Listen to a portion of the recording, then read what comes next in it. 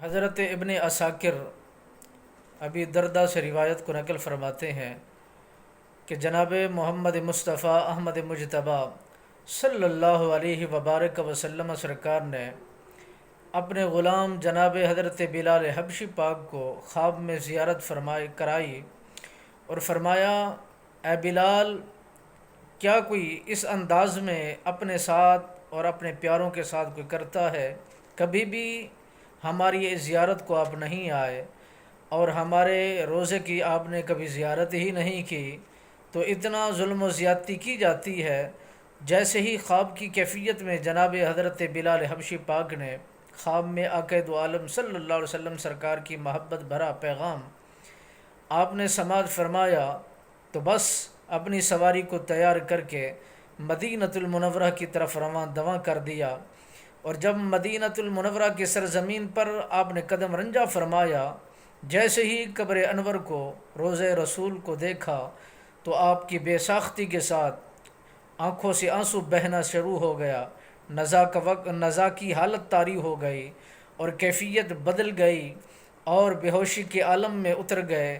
کیونکہ آقا دو جہاں صلی اللہ علیہ وسلم سرکار کی خاطر جیتے تھے، آپ ہی کی خاطر مرا کرتے تھے۔ جیسے ہی وہاں پر آپ پہنچے تو آپ کے رونے کی اور عاجزی انکساری کی، اور آپ نے اپنا سر روضہ رسول اللہ کے سامنے جھکا کر اتنا بے ساختی کے ساتھ آنسو بہائے کہ حضرت امام حسن امام حسین سرکار تشریف لے آئے، اپنے حجرے مبارک سے باہر تشریف لے آتے ہیں۔ جناب حضرت بلال حبشی پاک دونوں کو گود میں بٹھا کر کبھی گردن کا بوسہ دیتے ہیں، کبھی ماتھے کو چومتے ہیں، اور یہی کیفیت ہوتی رہی۔ لوگوں نے اصرار کیا،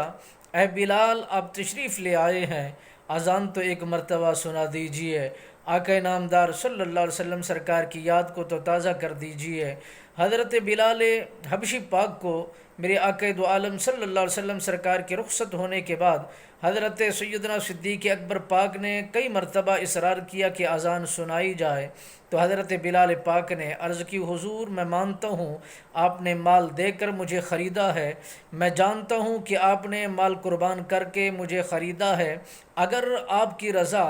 میری آزادی، آپ کا مقصد یہ تھا کہ آپ نے اپنے لیے، اپنے ذات کے لیے کیا ہے، تو پھر تو آپ مجھ پر حکومت کر سکتے ہیں اور مجھے پر اپنا حکم جما سکتے ہیں۔ اگر آپ نے رضا خدا کی خاطر کیا ہے، مجھے بری کیا ہے، آزاد کیا ہے، تو اللہ کے واسطے مجھے رہنے دیجئے، اذان پر مجبور مت کیجئے۔ جناب حضرت بلال حبشی پاک مدینۃ المنورہ کو چھوڑ کر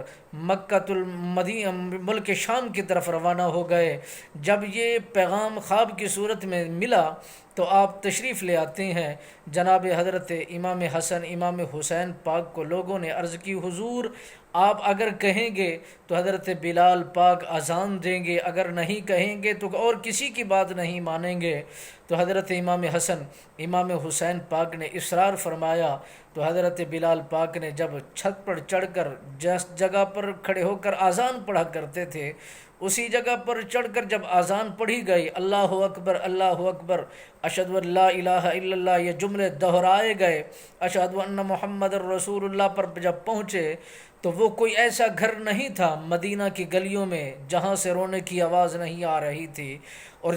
جو لوگوں کے اندر قیامت صغری برپا تھی، اور لوگوں کا وہ غم اس دن دوبارہ تازہ ہو گیا۔ حضرت بلال حبشی پاک جو اذان دے رہے تھے، مگر وہ اتنا ان کو تکلیف ہوئی اور غم میں نہ ڈھال ہوئے کہ اذان کو مکمل نہ کر سکے، وہ کلمات مکمل نہ ہو سکے، درمیان میں ہی اذان کو روکا گیا۔ اتنا غم تر و تازہ ہو گیا کہ لوگوں کے دلوں کی کوٹھڑیاں، لوگوں کی کیفیتیں بدل گئی، اور ہر بندہ، ہر مرد، ہر عورت، ہر بچہ، ہر بوڑھا، ہر جوان